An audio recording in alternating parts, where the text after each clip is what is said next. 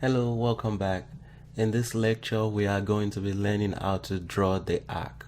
So to start, let's select the plane, and I'll draw mine on the right plane. Click Sketch. And now, let's draw the first type of arc, which is a center point arc, which is you select your first point, you drag it out, select your second point, and you now pull it.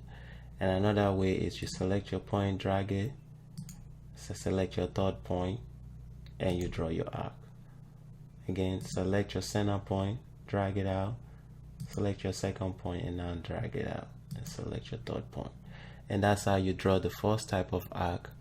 And the second type of arc is a tangent arc, which means you always have to start that arc on the end point of some type of line segment.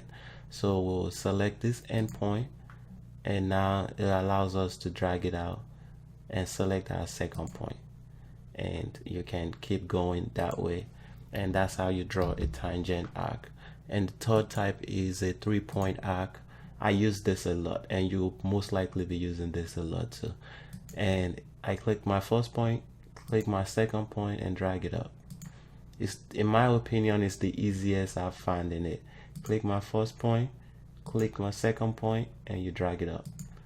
You can click your first point, click your second point, and you can drag it down. So it doesn't really matter. You can click your first point, click your second point, drag it to the side. So thank you. That is how you draw the arc in SolidWorks, and I will see you in the next lecture. Bye.